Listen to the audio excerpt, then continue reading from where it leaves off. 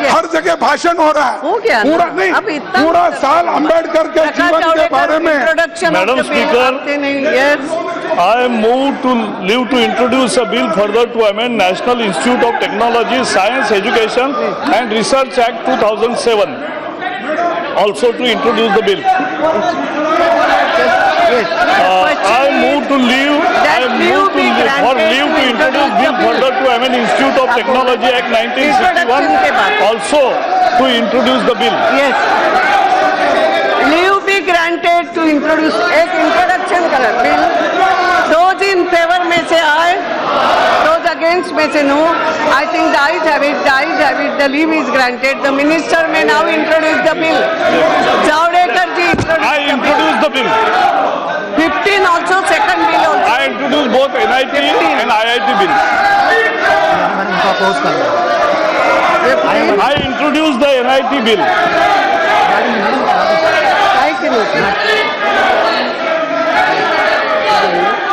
I introduce करवा देती हूँ, करवा the National Institute of Technology, Science, Education and करवा Research bill. देंगे ना। अब बीच में वो जरा नहीं कर सकते। I will. बाद में करो, बाद में करो, बाद में करो। Yes, I 1 minute I will have it. introduce Institute of Technology Act bill. Please. I introduce Indian Institute of Technology bill. Which one? No, you are asking the permission to introduce the bill. Saugat Rai ji, you are objecting to introduce the bill. About which one? 15. एक minute रुकिए ना, मैं आगे नहीं. I will allow him. ये वो देंगे reply. हो गया ना? वो बोलेंगे थोड़ा बीच में एक अलाउ किया है, उतना होने दो. After this I know. वो बीच में शुरू किया मैंने. बैठिए ना, कर दूंगी. आई एम सॉरी, बैठिए, मैं कर दूंगी ना. वो देंगे reply. I am sorry. Institute of Technology bill, Saugat Rai is opposing, sir. Because no complete हो गया. No Then you have to अब नहीं बोलेंगे. आप बैठिए. introduce it. नो आप बैठिए. आप कुछ रिकॉर्ड में नहीं जाएगा. आप बैठिए ना. वो करेंगे. अगर होम मिनिस्टर बोलना चाहे, आप बैठिए ना. अगर होम मिनिस्टर बोलना चाहे तो आई विल अलाउ हिम. अगर वो बोलना चाहेंगे तो अलाउ करूंगी. ये थोड़ा सा एक इंट्रोडक्शन रह गया था, उतना करा देती हूँ. आप हर कोई नहीं सिखाएगा. प्लीज बैठिए. मैं केवल, आप प्लीज बैठिए. नहीं, मेरी बात सुनिए. मैं समझ गई हूँ. अगर होम मिनिस्टर बोलना चाहेंगे, मैं उनको कहूंगी, वो बोलेंगे बोलना चाहे तो मैं रोकूंगी नहीं. मगर मैंने बीच में आई एम सॉरी कर दूंगी. आप सब उठ के बोलोगे तो किसी को कुछ नहीं अलाउ करूंगी. प्लीज बैठिए. I know. बैठिए. कुमार जी बोलना. यस. माननीय गृह मंत्री जी जरूर बोलेंगे. Yes. तो इस बिजनेस के बाद वो बोलेंगे. I will. Please. Saugata Roy ji. हाँ मैडम, मैं इसके बाद करूंगी. I will. अरे बैठिए. वेणुगोपाल जी, एक सेकंड. जी, madam, Saugata under Roy rule ji. 72(1), I oppose the introduction of the Institutes of Technology Act Amendment Bill. Please, just. I know. I have nothing against Only Saugat the Rai. substance of the bill. All I want to say that IITs have raised their fees to 2 lakhs. I am sorry. No. IITs have raised their annual fees to 2 lakhs per year, which is putting it beyond the reach of the common people. I want an assurance from the minister that fees in IITs will not be increased beyond 1 lakh. I want an assurance from the minister that at least let him do something for the poor students of this country who want to study in the IIT. 2 lakhs per year is not possible.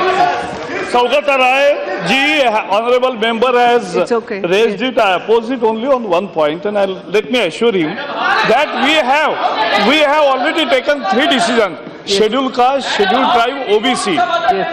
Fee waiver is there as per the rules, and those who are not in those categories but are poor, up to 9 lakh rupees income, they will be provided interest-free loan, and interest we will bear. So there is that is why. Okay, yes. The question is that leave be granted to introduce the bill. Those in favor में से आए, those against में से no. I think the ayes have it, the leave is granted. The minister may now introduce. Madam, I introduced the bill. Yes. IIT to further amend the Institute of Technology Act 1961. Yes, Rajan. Yes. I'm sorry, Rajnath ji. जब मैं अगले attempt पे गई, मैंने आपकी तरफ देखा नहीं था, इसलिए मैं अगले इसमें चली गई थी. You can, if you want. बैठिए. प्लीज बैठिए. नहीं, आपका हो गया complete. Yes, no, nothing will go. Yes, Rajnath ji. No, sorry. सभी थोड़ी होता है, चित में भी और पुट में भी. I am sorry. अध्यक्ष महोदया. यस, राजनाथ जी. यस, राजनाथ जी, आपकी बात केवल चाहिए. यस. अध्यक्ष महोदया,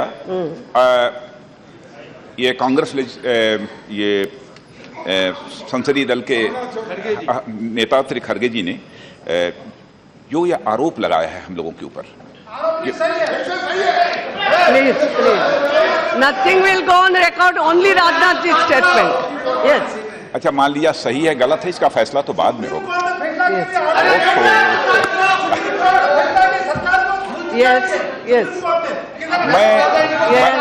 मैं इस पर बहुत डिटेल में चर्चा करने के लिए नहीं खड़ा हुआ हूं अध्यक्ष महोदया.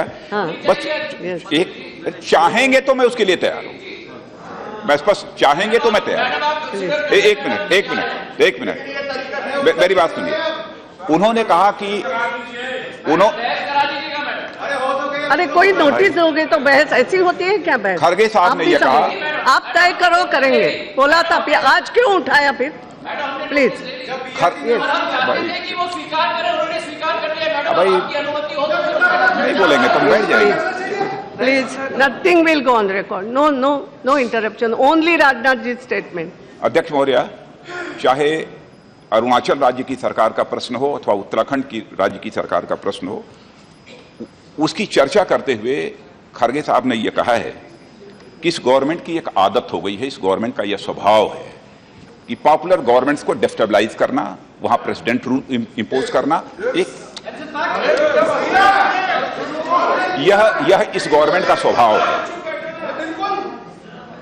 यह इस गवर्नमेंट की आदत है.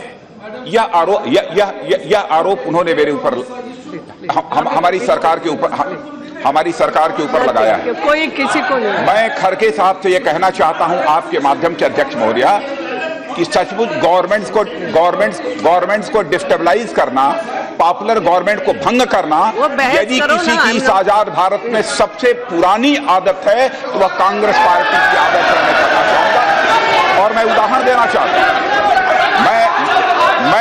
देना चाहता हूं अध्यक्ष महोदया कि जब से आजादी हासिल हुई है तब से लेकर आज तक 105 बार बराबर पॉपुलर गवर्नमेंट को डिस्टेबलाइज करने का काम यदि किसी ने किया है तो इनकी सरकार ने किया है, हमारी सरकार ने कभी नहीं किया.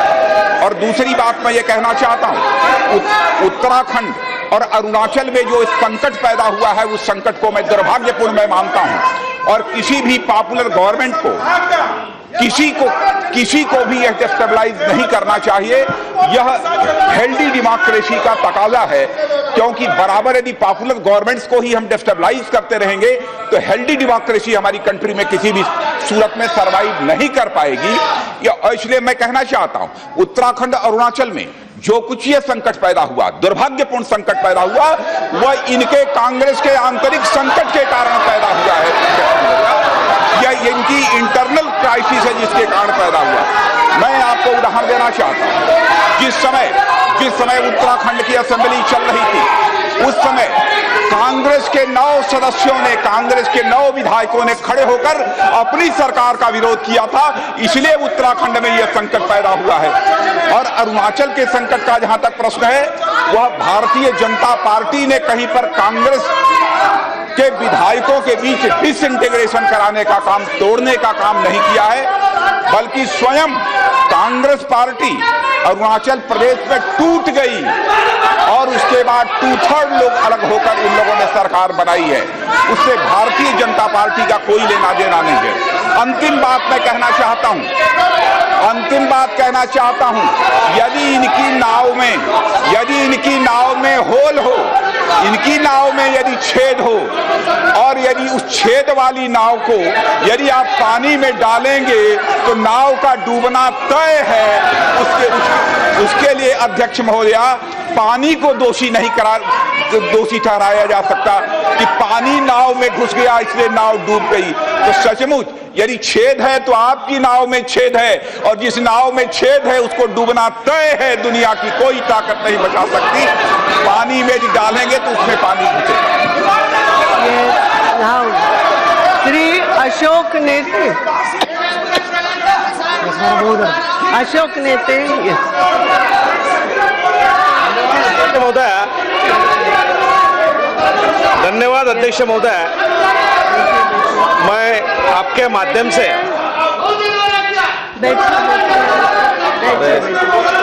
धन्यवाद अध्यक्ष महोदय, मैं आपके माध्यम से महाराष्ट्र के मेरे संसदीय क्षेत्र गढ़चिरोली चिमूर, जो देश का सबसे पिछड़ा घना आदिवासी बहुल नक्सल प्रभावित और विकसित और धार्मिक और इतिहास स्थल के नाम से जाना जाता है, इन क्षेत्र के तरफ मैं आकर्षित करना चाहता हूं।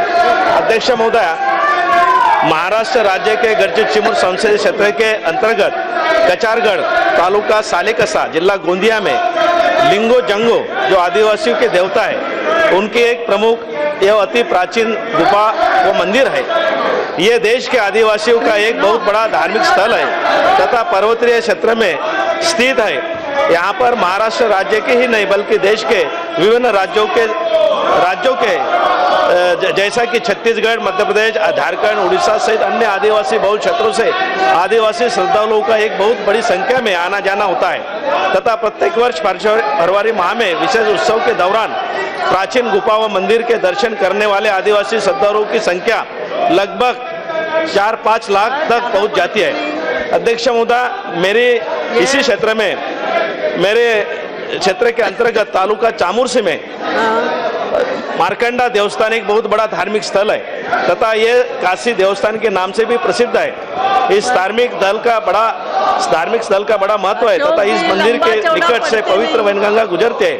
यहाँ पर महाराष्ट्र राज्य की नहीं बल्कि देश के अन्य क्षेत्रों से भी बड़ी संख्या में श्रद्धालुओं का आना जाना होता है तथा महाशिवरात्रि पर्व पर यहाँ आने वाले श्रद्धालुओं की संख्या लगभग 15-20 लाख के आसपास होती है। इस धार्मिक स्थल का महत्व पुराणों में भी वर्णित है, लेकिन श्रद्धालुओं के लिए यहाँ पर जरूरी मूलभूत सुविधाओं का भारी अभाव है। अध्यक्ष महोदय, साथ में मेरे संसदीय क्षेत्र में टिप्पागढ़, वैरागढ़, कचारगढ़, अरकतोंडी, रामदेगी, गोमू के स्थल भी धार्मिक स्थल और विकसित करने के लिए लायक स्थल है। अध्यक्ष महोदय, मेरा केंद्र सरकार से अनुरोध है कि उपरोक्त स्थल के महत्व को देखते हुए इनको केंद्रीय पर्यटन की सूची में शामिल करते हुए इन्हें पर्यटन के रूप में विकसित करने और इनका सौंदर्यीकरण करने के साथ साथ वहां पर जरूरी मूलभूत सुविधाएं उपलब्ध कराने एवं आवागमन मार्ग को सुविधाजनक बनाए जाने हेतु आवश्यक कार्रवाई करे, ऐसा मैं सरकार से अनुरोध करता हूँ। धन्यवाद। राम प्रसाद शर्मा इथे।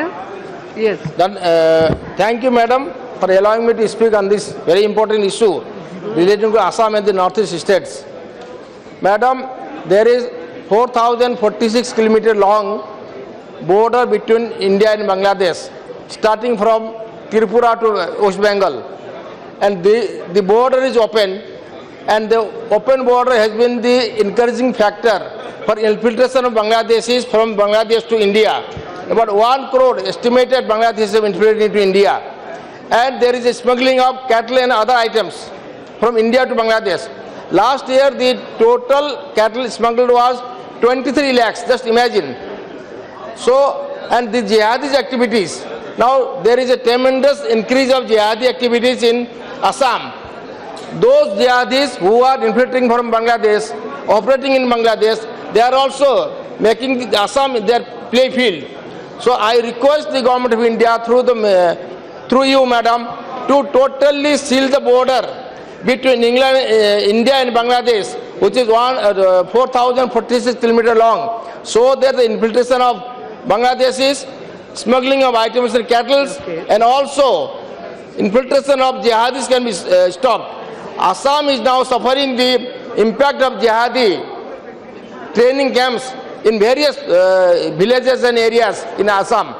So the border fencing should be as good as between India and Pakistan. The Pakistani border can be sealed totally and not a single infiltrator is allowed in. Why Bangladesh border should be kept open, which is not in the interest of India, not in the interest of the country.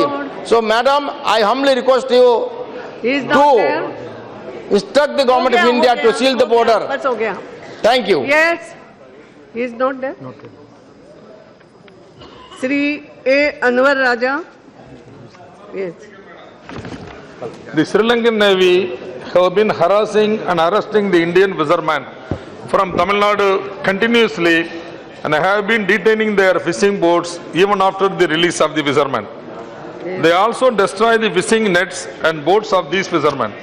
The Honorable Chief Minister of Tamil Nadu, Purachithalavi Dr. Amma, being very sensitive to the sufferings of the poor fishermen and their families, has been writing time and again to the Prime Minister requesting him to make personal intervention in this issue and for setting free the arrested fishermen and their boats. Honorable Amma has even provided appropriate relief measures and helped to repair the released boats which were destroyed by the Sri Lankan Navy to save the lives of the poor fishermen. When no visible action was initiated by the Ministry of External Affairs for the release of the arrested fishermen and their boats, and all our genuine requests have been falling on deaf ears, has emboldened the Sri Lankan Navy to harass them unabatedly. The Honorable Chief Minister Amma have repeatedly emphasized the importance of the Government of India undertaking a strong diplomatic offensive to uphold the rights and interests of Indian fishermen from Tamil Nadu. The permanent solution to solve this problem is the retrieval of Kachadivu and encouraging the deep sea fishing. This is the view of our Honorable Chief Minister Amma, which is repeatedly insisted to the centre. But the centre has not come forward to listen to the views of our Amma to find a permanent solution to this issue. Hence, I request the Prime Minister to intervene in this matter to secure the immediate release of the 77 fishermen and 104 fishing boats from Sri Lankan custody and to provide a permanent solution to solve this serious issue, madam. Thank you, madam. Sri M. Srinivas Rao.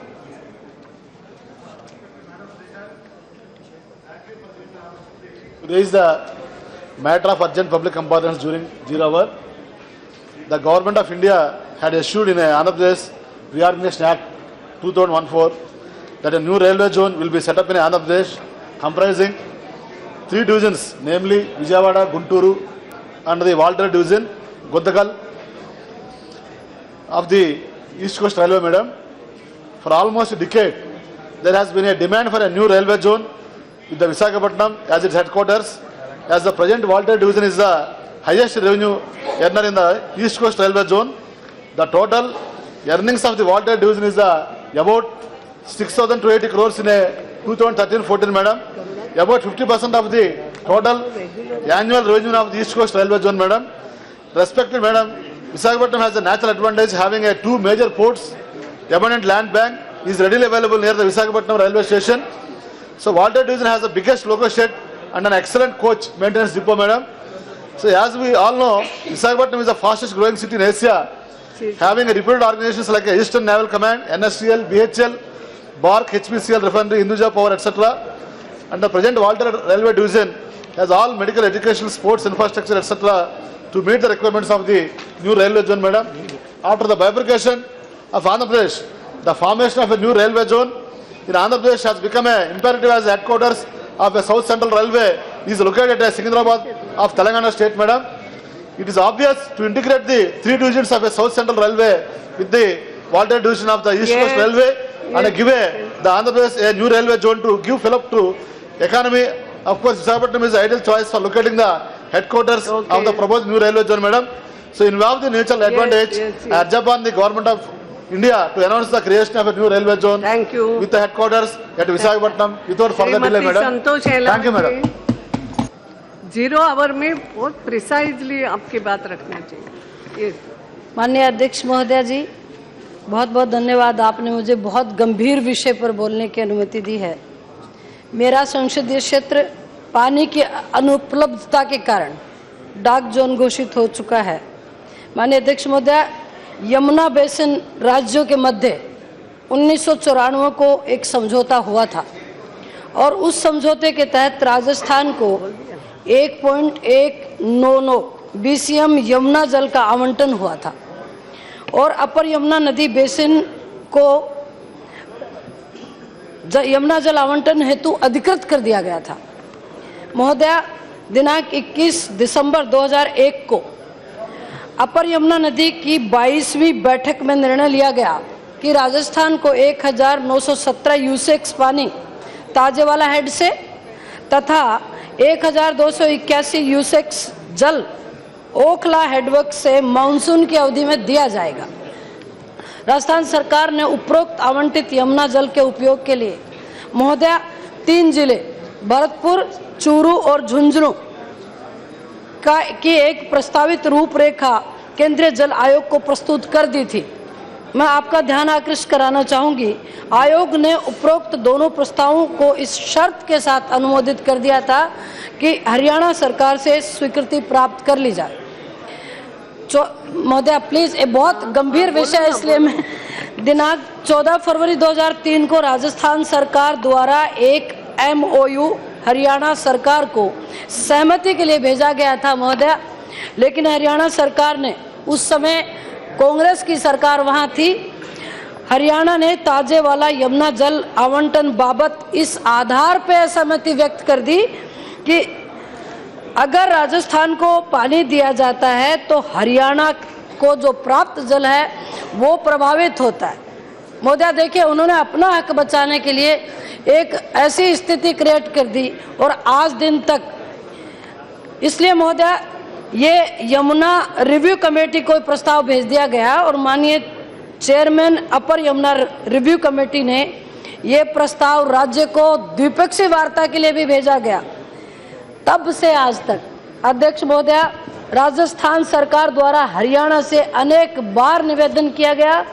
14 फरवरी 2003 को MOU पर हस्ताक्षर किए जाने के लिए राजस्थान ने अपने हिस्से का जल मांगने के लिए भी बार बार केंद्र सरकार से भी निवेदन किया, पर क्योंकि केंद्र और राज्य दोनों सरकारें हमारी नहीं थी, आज डार्क जोन की मार से झेल रहे 3 जिलों को आपके माध्यम से मैं अपील करना चाहूँगी कि यमुना के जल में जो हिस्सा राजस्थान का बनता है वो अतिशीघ्र मिले. धन्यवाद. शशि थरूर जी. Thank you, Madam Speaker. Madam Speaker, as we all know, quality healthcare can only be provided through quality medical institutions. Hospitals staffed with highly trained professionals, equipped with state-of-the-art infrastructure alone, can provide improved and affordable healthcare to the masses. That is why the All India Institute of Medical Sciences has established such a reputation here in Delhi. And the government in 2015 had promised to establish an All India Institute and AIIMS in the state of Kerala to promote medical research, encourage the dissemination of information and provide affordable health care to the state citizens. This would also provide excellent opportunities, Madam Speaker, in higher education for medicine and jobs to young medical professionals. the state of Kerala finalized the required logistics and identified suitable locations to establish this institution, including one location in rural Thiruvananthapuram, the state capital, which would also cater to the southern districts of Tamil Nadu right next door.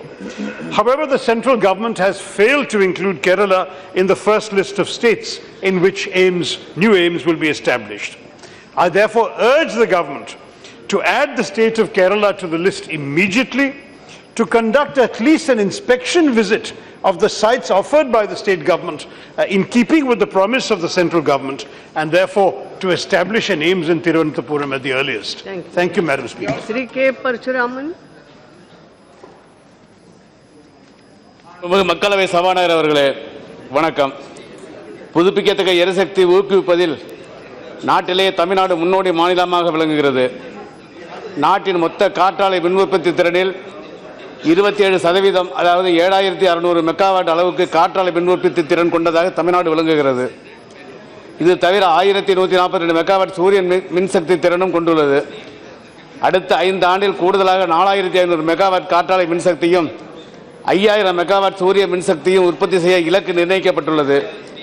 மாண்புமிகு தமிழ்நாடு முதலமைச்சர் இதே புரட்சித் தலைவர் அம்மா அவர்கள் இதற்காக மாநிலங்களுக்கிடையேயான பசுமை எரிசக்தி வழித்தடம் அமைக்க தமிழ்நாடு முடிவு செய்து இதற்காக தேசிய தூய்மை எரிசக்தி நிதியத்திலிருந்து உதவி அளிக்க கோரி கடந்த 2014 ஆண்டு செப்டம்பர் மாதம் 16ஆம் தேதி அன்றைய பிரதமருக்கு கடிதம் எழுதியுள்ளார்கள். தேசிய தூய்மை எரிசக்தி நிதியம் மற்றும் ஜெர்மனியின் KfW அமைப்பிடமிருந்து கிடைத்த நிதி அடிப்படையில் மாநிலங்களுக்கு இடையேயான பசுமை எரிசக்தி வழித்தடம் முழுமையான செயல்பாட்டுக்கு தயாராகியிருக்கிறது.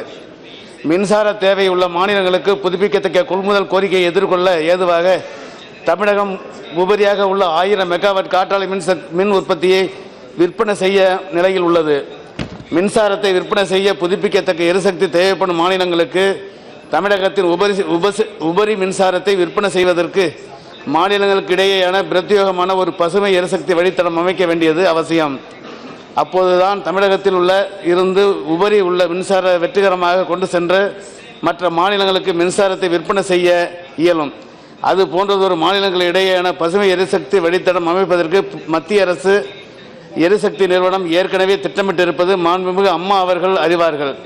எனவே மின்சாரம் தேவைப்படும் மற்ற மாநிலங்களுக்கு 1000 மெகாவாட் அளவுக்கு புதுப்பிக்கத்தக்க எரிசக்தி தமிழகத்திலிருந்து கொண்டு செல்வதற்கு ஏதுவாக மாநிலங்களுக்கிடையே பசுமை எரிசக்தி வழித்தடம் அமைக்கும் நடவடிக்கையை விரைவுபடுத்திடுமாறு மாண்புமிகு மத்திய எரிசக்தி துறை அமைச்சர் அவர்களை மாண்புமிகு தமிழ்நாடு முதலமைச்சர் புரட்சித் தலைவர் அம்மா அவர்கள் சார்பாக கேட்டுக்கொள்கிறேன்.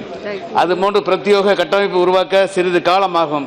ஏனெனில் அதற்கு முன்பாக தமிழகத்தில் உபரியாக உள்ள காற்றாலை மின்சாரத்தை மற்ற மாநிலங்களுக்கு இந்த சீசனில் கொண்டு செல்ல ஏதுவாக தனிப்பட்ட மின்கடத்து திறன் வசதியை முன்னுரிமை அடிப்படையில் ஒதுக்கீடு செய்வதற்கு மத்திய அரசு எரிசக்தி நிறுவனத்திற்கு உத்தரவிட மத்திய மாண்புமிகு தமிழக முதலமைச்சர் புரட்சித் தலைவர் அம்மா அவர்களின் சார்பாக நான் கேட்டுக்கொள்கிறேன். அவசரம் கருதி மத்திய அரசு இந்த விஷயத்தில் விரைவான நடவடிக்கை எடுக்க வலியுறுத்துகிறேன். நன்றி. श्रीमती रंजीत रंजन. तो यहाँ से बोलो. बोलो. Thank you.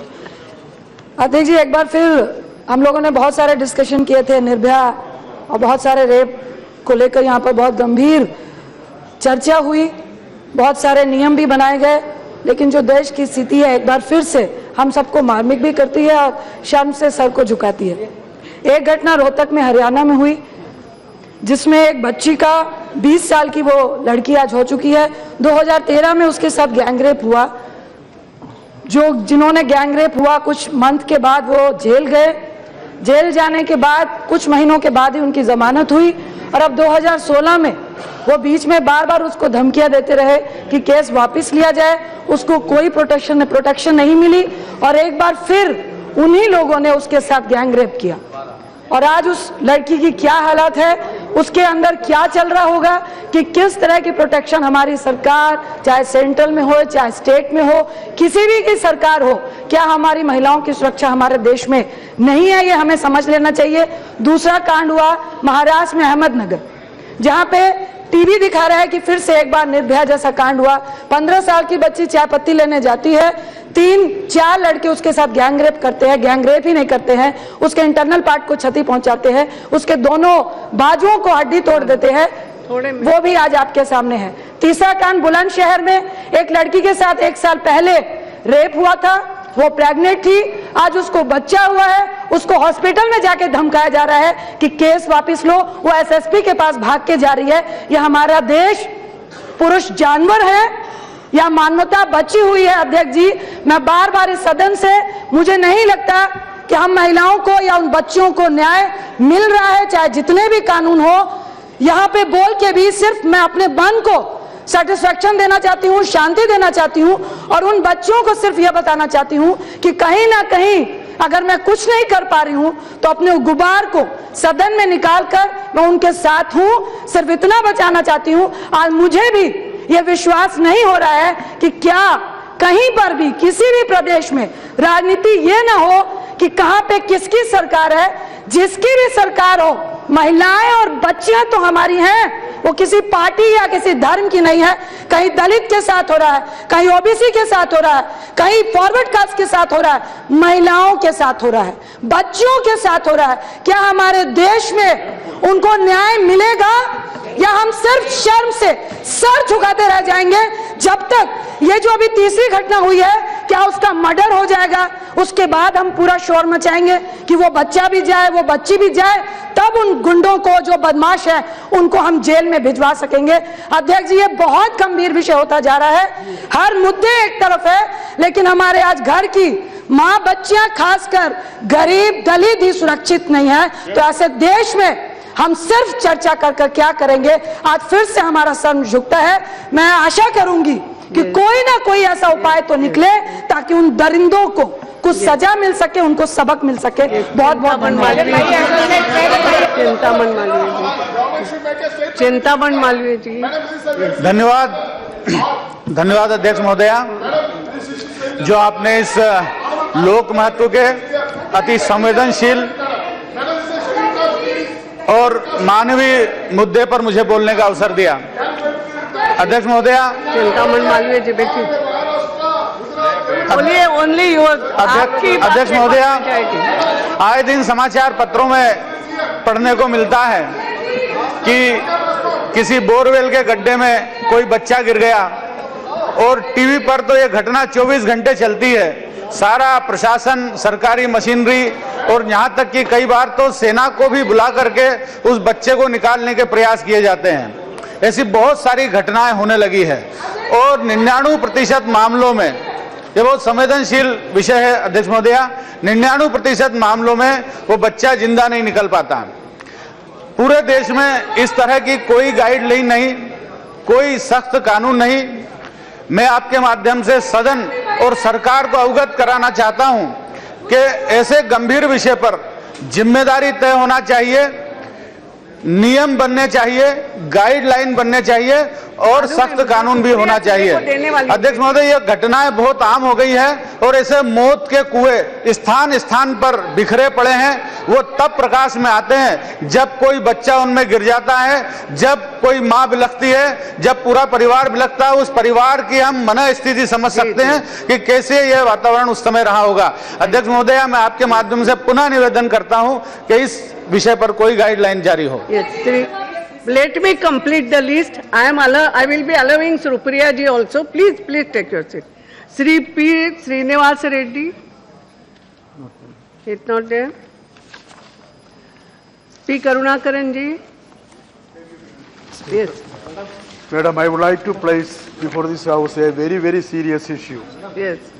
It is in connection with my own state.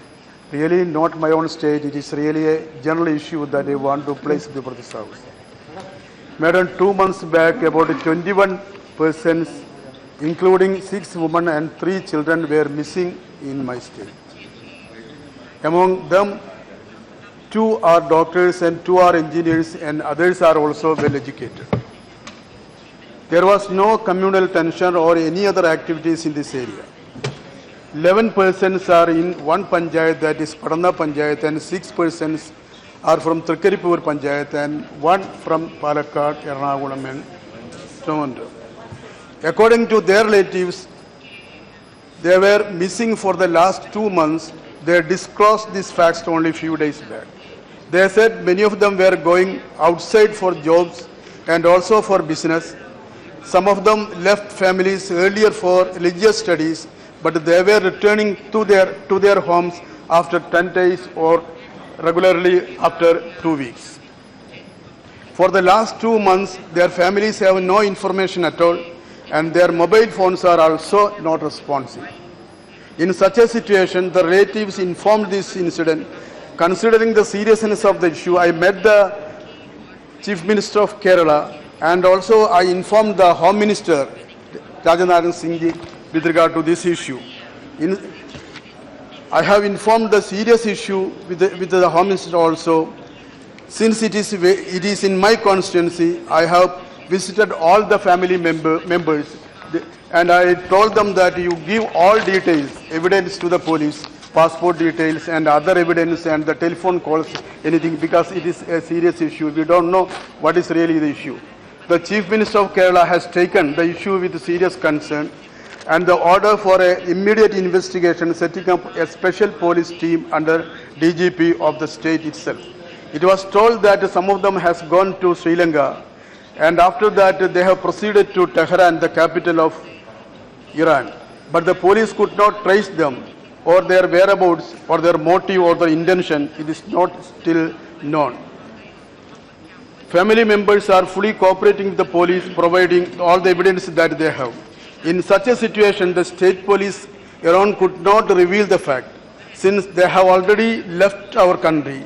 The central government has to take all possible ways to find out and reveal the reasons for their disappearance. We can't say that whether they have gone for any religious purpose, or we can't say that whether they have any relation or connection with the other extreme groups. Media persons, as stated in the answer that I have given in the morning, media persons are giving so many informations, whether it is right or wrong, I can't say. Whether it is religious purpose or of any connection with the IS or other institution, that we can't say. So I request the government, because it is only the central government, because the investigation agency is the central government. The government has to give all support to the state government, because they have already charged the cases. FIR has already filed, but at the same time it is not possible for them alone, because they have in other countries. So I request the government to make really what is the position, and I got the reply from the Home Minister, but and also the government has to say in this house itself that what is the present position, whether they have got any information or not. Thank you. K.C. Venugopal,